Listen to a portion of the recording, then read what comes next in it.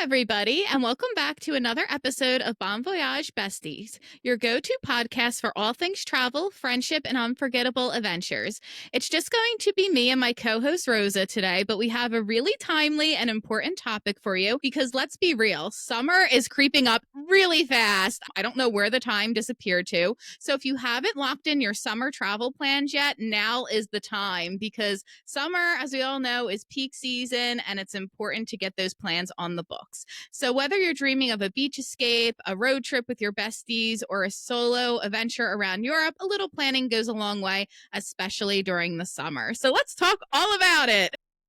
I love travel planning. Oh my gosh, me too. And especially with summer travel, it's so super important to plan ahead of time. Rosa and we are kind of limited to peak season in different ways. I teach high school. Rosa's daughter attends college, so her breaks tend to fall during peak season. And we're really excited to talk about it because I know in my experience when I've sought out advice about summer travel, a lot of travel content creators will talk about shoulder season and don't travel in the summer and more shoulder season. And it's like, way to cut me out. I can't do anything about this. So if you're limited to summer like we are, we really hope that this episode will help you and get you excited about June, July, and August. Yeah, definitely. Like you said, for myself, I do have a little bit of flexibility throughout the year when I'm doing solo travel, if I'm traveling with my partner. But whenever we do want to plan a family vacation, we are limited, whether it's during spring break or during the summer months. That limits our time to be able to travel together as a family. So for me, one of the most important things is picking the dates because I also work full time. So I already know ahead of time. So when we travel as a family, I'll look at the calendar when my daughter's going to be off for spring break and when she's going to be coming home for summer vacation. So I more or less know the dates that I'm able to travel. And I think when traveling during peak season, at least for me, because I am very type A and I'm always afraid that I'm going to miss out like on a deal or the flights are going to get booked. I always like to book my flights ahead of time. So once we lock in the dates that we want to travel and the destination we want to go to, my first thing automatically is to book the flights and then I'll worry about the hotels and attractions. But what about you, Rachel? Are you more of a planner or do you like wing it a little bit? Definitely more of a planner too, especially with my summer vacation because it is when most people do travel. So I want to get on those deals immediately. However, where I tend to be a little more flexible is the destination that I'm going to. So in the past, something that I've done, say if I want to go to Europe for the summer, I'll go to Google Flights, I'll type in Newark Airport because that's my home airport, and then I'll just put in Europe, which is very, very broad. So you have London popping up, Paris, Milan, Zurich, and I'll like tweak the flights a little bit. If I just want to fly direct, I'll put that in. And then I'll see which cities are the cheapest to fly into. And if it's a city I'm intrigued by and haven't been to yet, I'll be like, that's the one. So I kind of navigate it that way. I mean, depending if you're really rigid, say if you're like, oh, I want to fly from Newark to Dubrovnik on July 2nd, well, that really limits your window and you're kind of stuck with the price that they're, giving to you. Whereas with me, luckily with summer vacation, I do have that flexibility in the sense that I can pick like any week I want. I can fly midweek as opposed to weekends, and that's okay. And I do try to be a little flexible with the destination I'm flying into too, because some cities are more expensive to fly into than others for sure. That's definitely a good point. So it's a little bit like a travel roulette. I like it. Live dangerously. I love it. But no, but that's a good tip as well. Kind of being flexible with your destination if possible and with your travel dates and even like the locations that you're flying into. I know when we were planning to go to London and Paris, I did like a price differential. Like if it was cheaper to fly into London, then take the train over to Paris or vice versa. So we kind of planned our itinerary based on what was cheaper when in terms of flights. But I know traveling during the summer, the flights can get really expensive. So I know for me, once I locked in the destination and the time that we want to go to, automatically start searching Google Flights and I kind of see what the trends are as far as prices are concerned and just to kind of, get an idea. So I don't automatically book right away if I don't think it's a good deal, but at least I'll know what I can expect for those flights and I'll put like tracking notifications on there. So when the prices do drop to a certain amount, then I'm ready to book. I also like to use the Hopper app.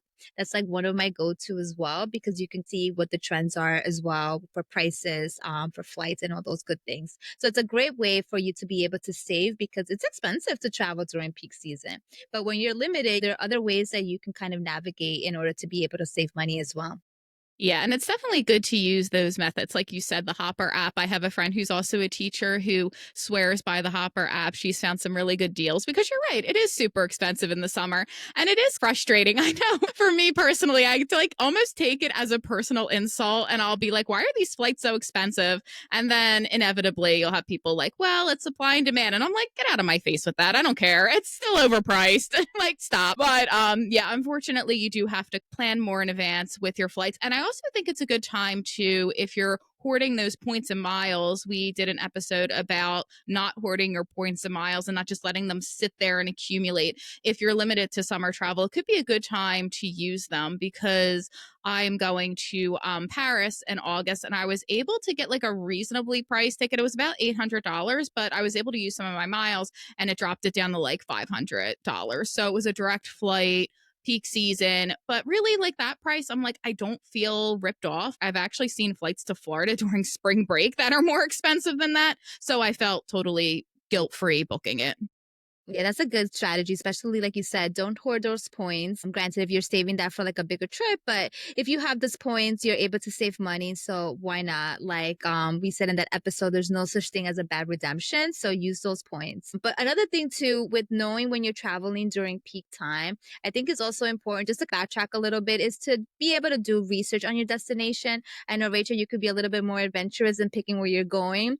At least for me, I do a little bit of research because if you're traveling during, let's say, the summer months, there's certain destinations that, for instance, one of our bucket list destination is Brazil. So we know during the month of July and August, that tends to be their winter months. So for us, that's not really a destination that we would want to go to in the summer, which is unfortunate because the summer months is when we have a little bit more flexibility and taking a little bit more PTO and taking more time off to be able to go there. So kind of knowing what kind of trip you want. Do you want something relaxing? Do you want something a little bit more adventurous? That also will allow you to kind of figure out, your destination and from there also like a price point, what you want to be spending as far as flights and all that good stuff. Yeah, that's really, really true. Like, know the type of weather situation you're getting into. So, for example, me, one day I really want to go to New Zealand, and when I could go would be our summer, but I know that it's winter in New Zealand. So, I have to like think, okay, it'll be more of like a ski, snowy mountain, pretty type of vacation, especially on the South Island. I know the North Island is a little bit more moderate temperature wise. But hey, if you're somebody who doesn't like the heat, it could be a good option for you because that's a complaint I come across a lot on social media are people who are like, I don't know how you travel during the summer. It's just so hot. I can't handle the heat. And it's like, well, it's not summer everywhere. Like you can find somewhere that's colder. Exactly. And another thing too, when traveling with the summer months, aside from the cost perspective, because flights could be more expensive, which means also hotel costs could be a little bit more pricey, especially when you're going to popular destinations, but also you have the crowd. So I know when we went to Italy, we went in the month of August and like Rome was like super hectic, very crowded. But then we ended up going a little bit north. We went to this town called Camogli, which was like a really cute fisherman village. And that area, even though it was a summer month, it wasn't as hectic and crowded as other areas throughout Italy. So even though you're traveling during peak months, you can find hidden gems or off the beaten path destinations where you're traveling to. So you can also avoid the crowds. And that typically would mean you're probably going to find more affordable accommodations. So, like, you're going to go to Italy and you want to go to Rome, you can maybe spend a couple of days there and then kind of branch off and find other destinations within that country that are a little bit more affordable and less crowded. So that's a good way also to kind of get around beating the crowds. Because like you said, it's hot and I don't want to be dealing with people.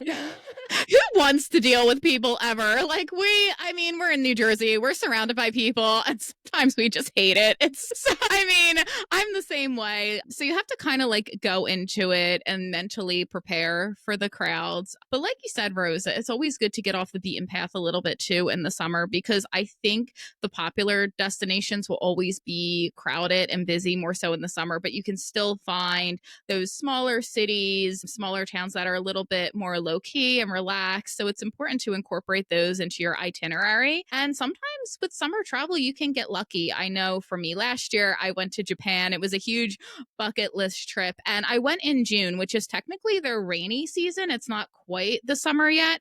And I spent a couple days in Nikko, which is not too far from Tokyo. And at my hostel, the person working the front desk actually told me that it was really nice that I went during rainy season because everything was green and lush and beautiful. But apparently, in the fall, when the leaves are changing, and then during the spring, when you have the cherry blossoms, it gets so overwhelmed and incredibly crowded that it's actually uncomfortable. And summer, believe it or not, was Nico's off season. So you could even like see for what destinations it's their off season because they do exist. You just have to do a little bit more digging around for them. That's a good tip. I know just recently we came back from a trip to Greece, and this is our third time going to Greece. And the first time we went, of course, we did like the popular areas like Mykonos, Santorini, and this was back in 2017 where it was starting to become popular. And then when we went last year, Santorini specifically had to close down because of the over tourism. So I was like, I was so happy because I didn't have Santorini on my list to go back when we went last year. We ended up going to Crete, which was amazing.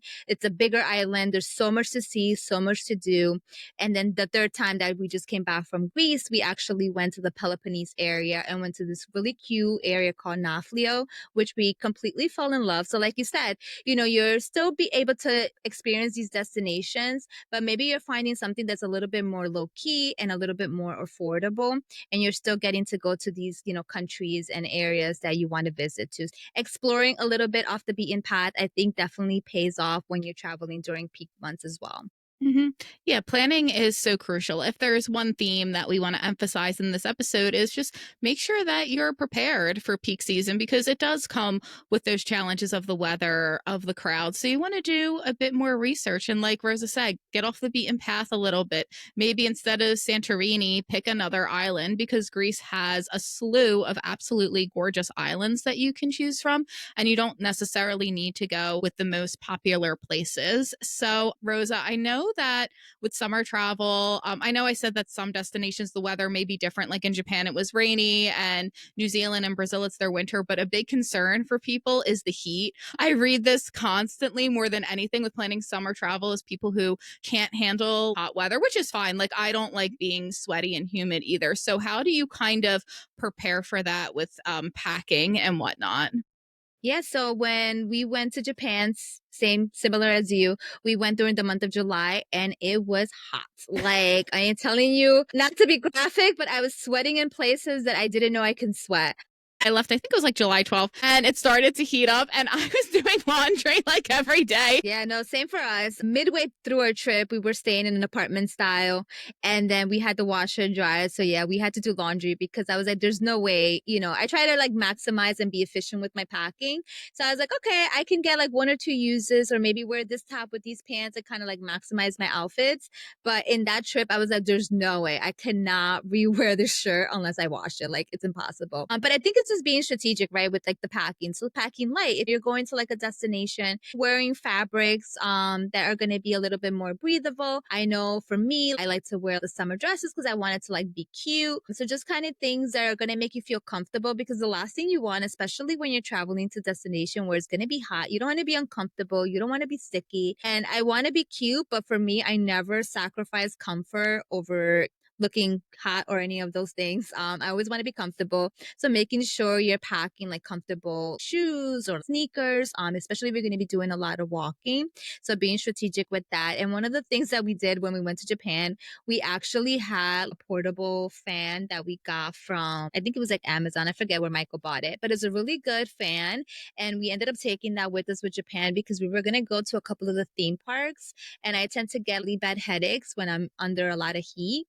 So I was like, yeah, no, that I'm not going to be able to survive. So we found this fan for our trip to Japan specifically. So kind of knowing the destination that you're going to, you know yourself, you know your body, and dressing accordingly and packing essential items that you need for that trip. Also wearing like a sun hat, wearing sunglasses. For me, those were like key essentials and tons of sunscreen.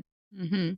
Yeah, definitely. Don't skimp on the sunscreen. Make sure you're reapplying your sunscreen. When I go to Greece in the summer, my good friend, she's really, really good about sunscreen. So she even told me, she's like, I'm going to remind you every 2 hours to reapply this sunscreen because the last thing you want is to be turning like purple from Yeah. sun poisoning on your trip. That Yeah. sounds absolutely horrible. And then another thing that you can do, this is more so when you're on the ground, is look and see what the locals do. So when I was in Japan, I noticed a lot of the women would have umbrellas that would block the UV light. So I'm like, you know what? This is actually a pretty good idea. So I bought one. They were very easy to find at the convenience stores. And that umbrella made a world of difference. And it also helped that I was wearing really light, breathable clothing. I really love Uniqlo's Air Sim line. It was very easy to pack and they were breathable fabric. So I was very comfortable. And then just having that umbrella made a world of difference because I gotta say, a lot of tourists were just not doing themselves any favors. I lost track of the amount of tourists I saw in Japan in the summer wearing jeans, tight fabrics, dark colors that absorb the sun, and were just like dressing completely unequipped for the heat. And it's like, yeah, no shit, you're going to be uncomfortable. What are you doing? Like for me, just like getting that umbrella made a world of difference. So taking cues from the locals goes a long way too. See what it is that they're wearing because people live there year round. They're not just like living in their country during shoulder season and then taking off somewhere else. I mean, maybe, but yeah, take like a cue from the locals and follow what they're doing. It's a big help. That's a good point. And like you said, also too, another thing when traveling, especially somewhere where it's going to be hot, or you're going to be facing a lot of humidity, is being prepared. You also want to make sure that you're staying hydrated. So packing, whether it's a reusable water bottle, bringing that with you, so that way you're filling that up wherever possible, so you can stay hydrated. Because the last thing you want to do, again, I speak from personal experience. Even though I come from the Caribbean, I personally do not like the heat.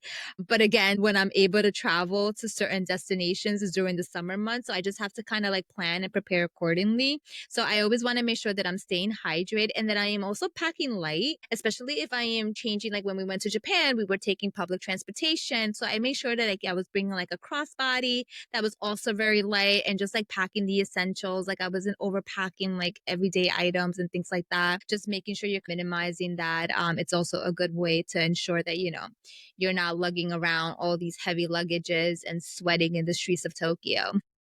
Yeah, and staying hydrated is so critically important. So making sure you have that water bottle.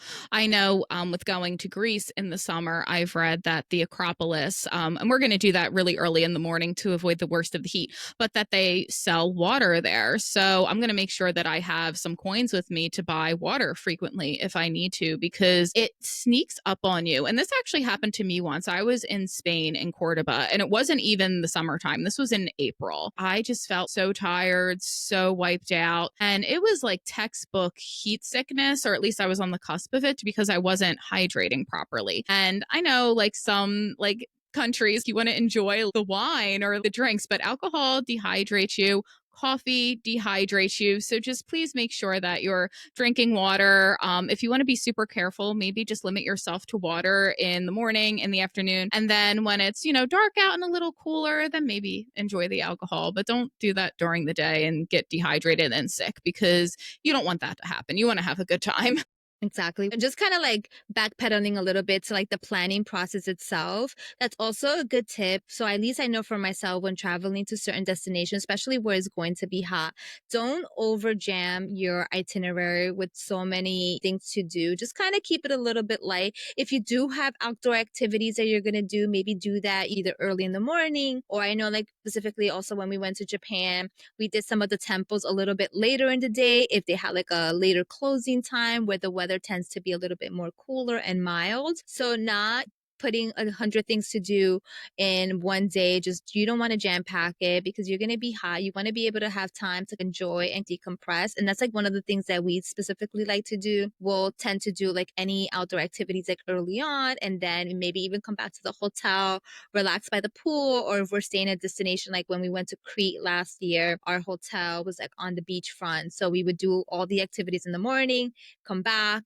hang out in the hotel, by the pool, by the beach area, and then in the evening, go back out into town and like go out for dinner and things like that. So that way you're escaping the heat. And if it gets too hot, maybe look into doing like indoor things like going to museums. That's also a nice way to be able to kind of like cool down as well. I love the idea of taking that midday siesta. It really makes a Hmm. world of difference. My one trip in the summer was to Italy, and it was northern Italy. We went to Venice and Verona, and it would get hot during the day. It would be like definitely in the 90s. So Celsius, probably like around 32 degrees Celsius and higher. I try my best with Celsius, guys. I really do. It sounds about right. I actually have a off topic, a trick for Celsius. So what I do is 28 degrees Celsius is 82 degrees Fahrenheit. So then I just go based on that up and down. But anyway, I can't do math right now, so yeah, I believe you, I Rachel. can't do math ever. In Italy, we would do that. We would take an afternoon siesta, and in the morning we would go see the churches. When it was cooler, we would have a leisurely lunch, and then we would go back to the hotel room. We would take a nap, we would shower, and then we would go out to dinner late, and then enjoy the city at night. Because, like I said earlier, countries where the weather gets really, really hot in the summer, the locals know it's hot and they know how to deal with the heat. So sometimes, depending on the destination, attractions could be open later. You might have more festivals that go later into the night. Maybe restaurants have later hours because the locals, they're not going to be running around during the hottest part of the day either. And we noticed this in Italy when we would go back to our hotel room that a lot of the restaurants were closed like around 3 o'clock. A lot of the stores were actually temporarily closed around 3 o'clock. Like people, they know it's hot and their society accommodates that. So just like again, do what the locals do in the hottest part of the day, go back to your hotel, relax, unwind.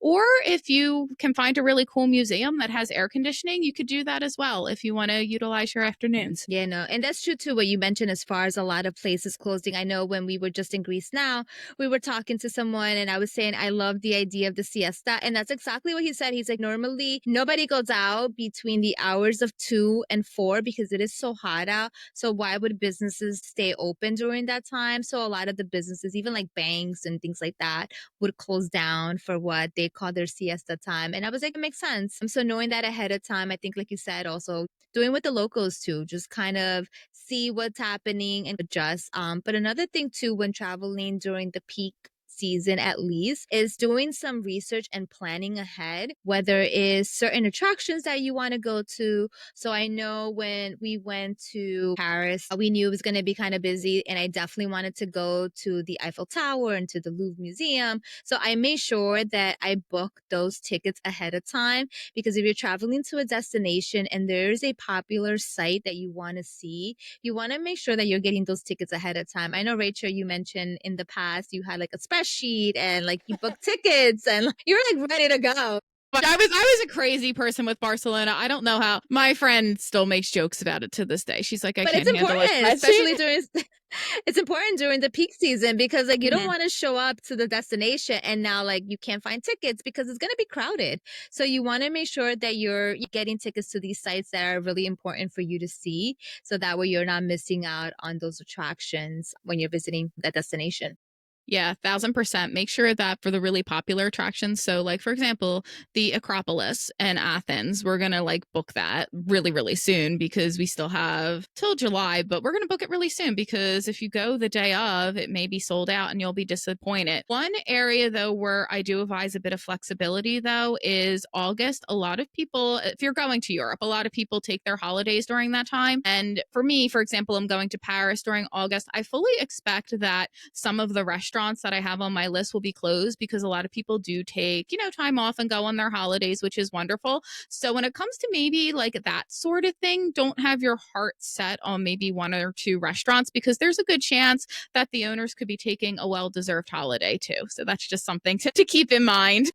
Yeah, and making those restaurant reservations too, if there are specific places that you want to eat, because the last thing you want to do is to be waiting online. I know when we were in Rome specifically, there was this one restaurant that I wanted to go to, and I completely forgot to make reservations. So we were like, okay, let's just show up. And it was like a 2 hour wait. And I really, really wanted to go there. And that was like the only day that we had available to be able to eat at the restaurant. So I was like, I'm sorry, guys. I know we're hungry. I know it's hot, but like we're waiting. I'm so sorry, but we're waiting. Deal with it. Yeah. It was definitely worth it, but that was a bit of a screw up on my end because if I would have made the reservations online, we were able to just kind of go in and we didn't have to wait about a 2 hour wait time. But it was fine. There was like live music happening. It was like in a little square. So it was like entertaining. Like the 2 hours kind of flew by. But then in my mind, I was like, the food better be good because if I just made Samantha and Michael wait for 2 hours and this food sucks, like I'm in trouble. You'll be their favorite person. What are you doing, Mom? You're killing me. Yeah.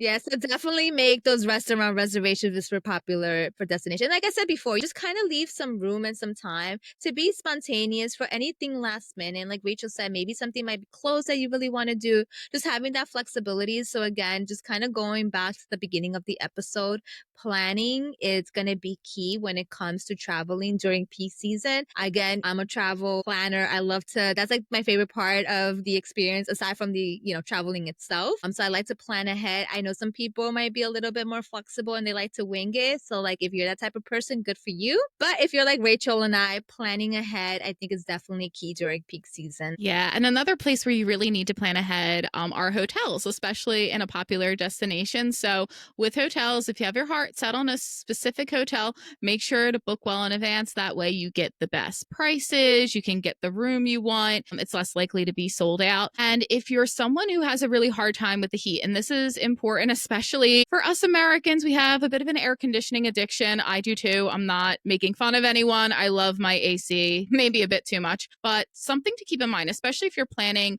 a summer trip to Europe, specifically Japan. I didn't have this problem, but not everywhere has air conditioning. So you want to be prepared for that. So, something that I have done, and I did this in Italy, I made sure to read the reviews about the hotel, specifically about the air conditioning. And I would look, and if the review was written in, say, July, and it was like, oh, very comfortable stay. We loved it. We slept really well at night. AC was great. Then I know, okay, this is a place where I can put the air conditioning on at night and sleep and feel comfortable. Because honestly, I can handle like heat during the day. Like with the restaurants, I was fine. If they didn't have AC, I was fine walking around. I kind of really got used to it, but knowing that I had that air conditioned room to come back to during siesta and at the end of the day made a really, really big difference. So just make sure you're reading those reviews carefully if AC is incredibly important to you, especially if you're going to a country where AC use is really not the norm. And that's very true, especially in Europe. I know when we went to, and if you're not sure, like if you're online reading reviews and you're not 100% sure, then just ask because I know that happened to us when we went to Portugal. Same thing. We were traveling in the month of August, so it was pretty hot. So when we were in Porto, we were staying in an Airbnb, and the listing did say that they had air conditioning. However, the accommodation that we had booked was kind of like a loft. So the bedrooms were on the second floor, and the first floor was like the living area and like kitchen and like a little dining space, but the bedrooms upstairs did not have air conditioning. So when I got there, I was like, wait a minute. I was like, the listing said air conditioner, and I just assumed that the entire apartment had air conditioning. But no, it was only like a device that was on the wall, like downstairs in like the main area.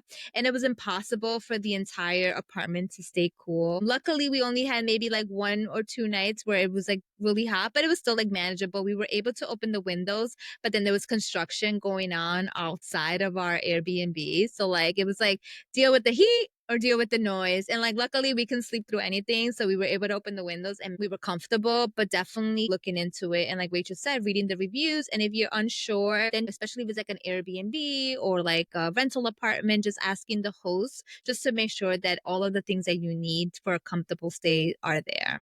Yeah. And I had a similar situation when I went to France with my mom. Now, it was more in the mountains, so it wasn't a big deal, but we were surprised. Well, my mom booked the hotels and we were like, oh, there's no air conditioning. But it actually turned out to be fine because we were a bit like elevated and the weather wasn't super, super hot. So opening the windows was fine and it was comfortable. So you never know, depending on the destination. Maybe it's like hot during the day, but it's not a humid heat. So maybe at night it's okay. And believe it or not, when I was in Italy, early, I actually got used to not having air conditioning everywhere. When I got back to New Jersey, it was so funny. My first day back, I was like, why are the buildings so cold? It's freezing. I need a sweater. You were accustomed to your new life in Yeah, Europe.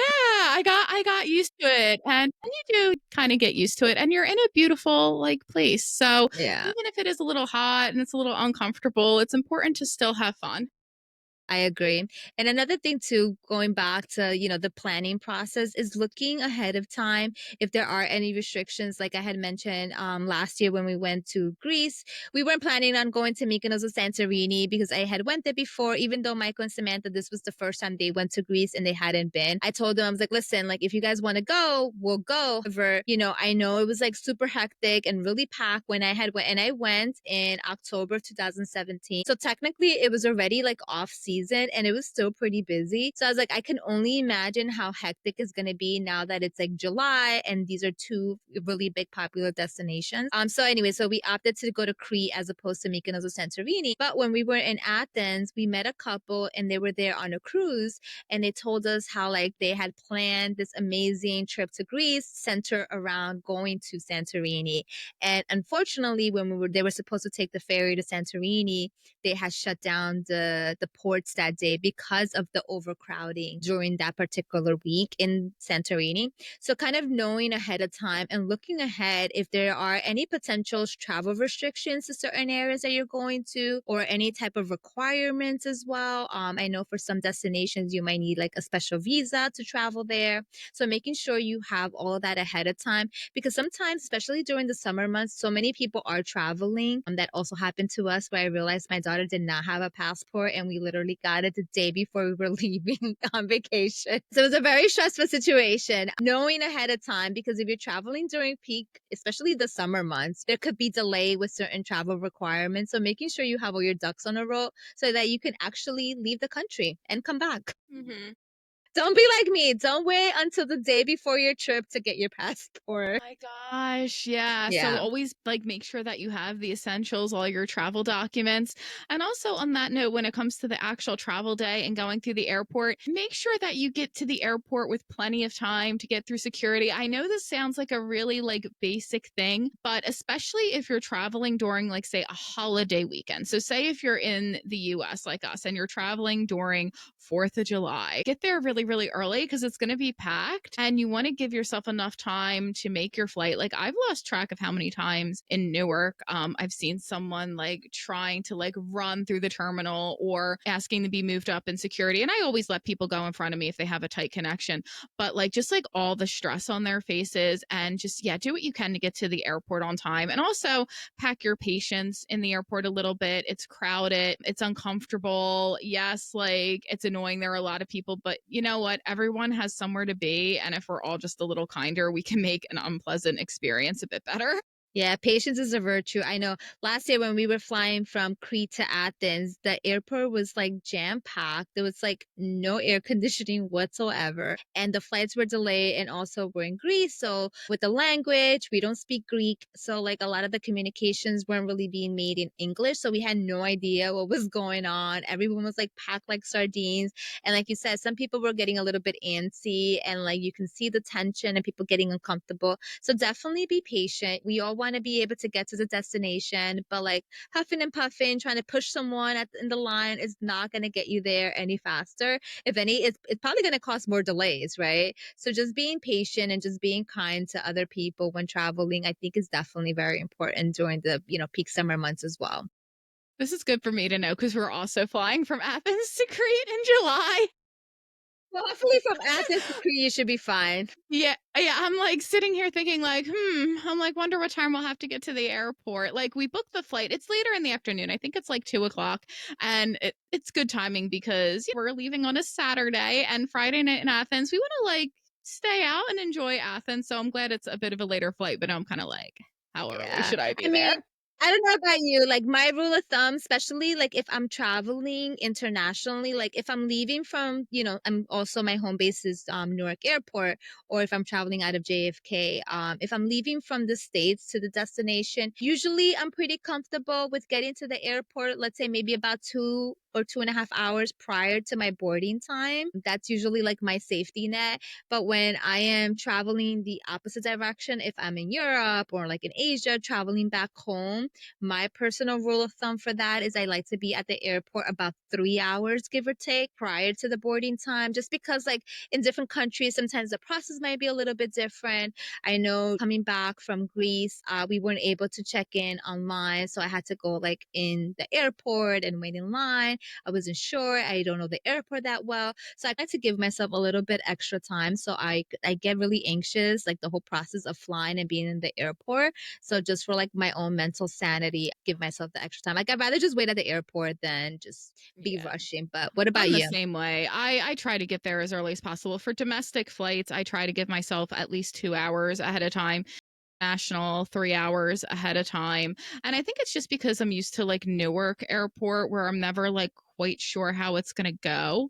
So I always try to just get there earlier rather than later because I'm like you. I'd rather if I have extra time, sit at the gate, read my book, have a snack, people watch. The people watching in airports is great, especially if you eavesdrop all of the drama you can overhear. It's amazing. I mean, who doesn't love that? So I know. I'd rather get to the airport early and hang out because just like I had to run through, and this actually wasn't summer travel. I had a connection in Brussels to go to Madrid. And of course, like Newark, there was a delay, a surprise. And we got to Brussels late and it was a really tight connection. I just remember running through Brussels airport and it was exhausting because I had flown overnight. I still had like Xanax in my system because I'm scared to fly. And I got to my flight to Madrid just like right on time. And after that, I was like, never again. Never again. I experienced it once, never again. I know. It's so funny because like I'm from Dominican Republic and like we're known to be late to everything,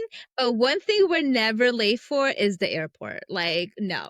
Like we'll get there the day before. So like that's one thing about us like Hispanics. I love all the reels too on Instagram about this, mostly about like dads, where it's like, I saw one where it's like, there's a 1 p.m. flight, and then it's like, dads at 4 a.m., time to wake up, let's Yeah. go. That used to be my dad. Like I remember every time we had to fly, he's like, "Oh yeah, the flight leaves like at 8 o'clock in the morning. We have to be at the airport by like 4." And I'm like, "What?" And at that point, we only lived like 15 minutes from Newark Airport. And I'm like, "Dad, like, why are we going to the airport this early?" But like that was like his thing. And then I guess just growing up, I was like, "Yeah, I'd rather just be at the airport, maybe like hang out in the lounge."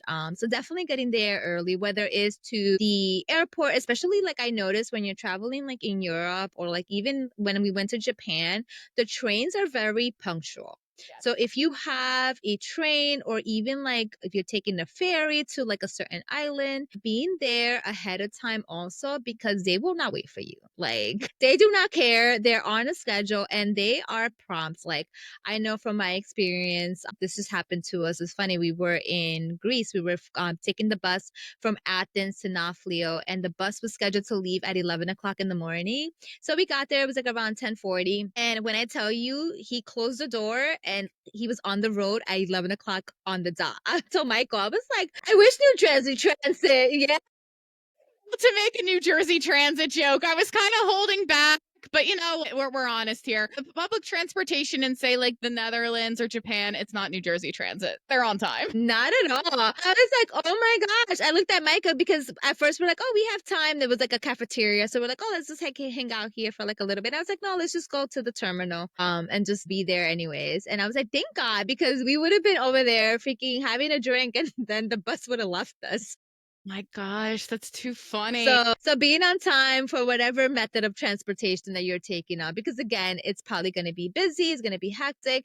And then another thing too, if you are taking a bus or train or ferry, booking those tickets ahead of time. I know depending on the destination, you might get lucky with same day tickets, but if you're able to book those ahead of time, you'll probably save money too if you buy them early on. So if you're going from one destination to the other, just booking that in advance can one help you save money and ensure that you are getting the dates and times that you need. Yeah, totally. So, like, we're talking a lot about like different destinations in the summer. And we know, like, at least for me, when I'm planning a trip in the summer, it can be kind of discouraging because, again, A lot of people talk about how shoulder season's the best time to travel. And if you travel during the summer, it's awful. I'm obviously exaggerating a little bit, but that's like a vibe sometimes I get from travel content creators, which I won't go on a whole rant about it. But for a more like positive note, are there any destinations where you went in the summer and really just felt like it was an amazing summertime destination that you would recommend to people? For me personally, anywhere in Europe, I feel like you romanticize your life. Forget about the heat, forget about the crowds. It's just like a different like energy.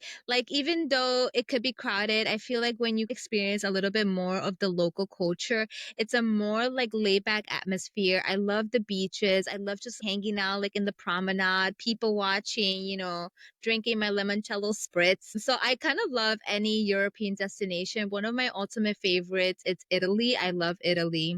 So I think like a nice Italian summer is just like so romantic to go to. But like Greece has crept up to like one of my top destinations as well. And I really love Portugal. So I feel like you can't go wrong with a European country. Yeah, and I know for me, like being a huge fan of the White Lotus, I really next year want to go to Sicily in the summer Yeah. just because of season 2. It looks beautiful and there are direct flights from Newark now. And Yeah. yeah, I might be hot, but I'll be in Sicily and it'll be awesome. Yeah. Nice little cliff in the in the cliffside. Maybe not the yacht part of the No, I won't fall off a yacht. At least I'll try not to. wait a minute, spoiler alert. You didn't name names, but if you're gonna go on a yacht in Sicily, be careful. Just avoid the yacht. But and also we went to Croatia last year. Even though I went in the month of September, Croatia was beautiful. And I feel like it's like one of those destinations, like it was busy, but it didn't feel overcrowded. And that one, my friends and I, we kind of winged it a lot as far as the things that we were doing and like places to eat. I think it was beautiful. So I think Croatia was also a really good destination that I really enjoyed. What about you? So, for anyone who like is apprehensive about the heat, I have a couple of recommendations. So, Scotland is absolutely phenomenal, especially if you go in August because it's their festival season. Now, things will be a little bit more expensive because, for example, the Fringe Festival is incredibly popular. But if you love festivals, Scotland just like comes alive in August and it's so much fun. The scenery is absolutely beautiful and it doesn't get too hot at all. Actually, I would recommend the entire UK for the summer because, again, I was in London in August. I had beautiful, stunning weather, just shining sun, not very much rain at all. You could sit at the pubs outside, and it was amazing. Liverpool was also phenomenal. I went there to see a friend. Great destination in the summer. I can't say enough good things about Iceland, especially if you're limited on time in the summer. If you live on the East Coast, say the New York metro area like us, it's only about a 5 hour flight over there. So actually, it's a shorter flight than California if you're on the East Coast. And it's just like light all the time. Like, I think the sun didn't set till like 11 p.m. The weather was incredibly comfortable. Like, you do, of course, have to be prepared for a little rain because the weather's changeable.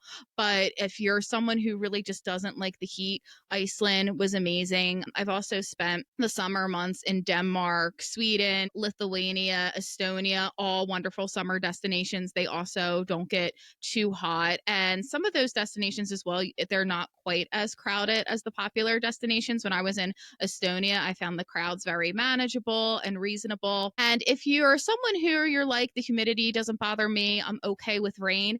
Actually, I really love Japan during the rainy season. So that's the month of June into early July before the summer really like heats up. And yes, you have rain, but I got to tell you, the temples in the rain, when it's all just like green and lush and mystical, it is beautiful. Like, actually, I think I prefer it to the cherry blossoms because I always hear about what a nightmare it is with the crowds with the cherry blossoms. There's just something about the rain at a scenic temple that just like makes my heart happy. And if you're not bothered by the heat, I would say go for it. So for me, when I was planning my trip to Japan, actually, someone on Reddit, of course it was Reddit, told me that I should wait until I was retired because Japan in the summer was just too uncomfortable with the heat. And I'm like, girl, bye. I had an amazing time. Yeah, did I sweat a little bit?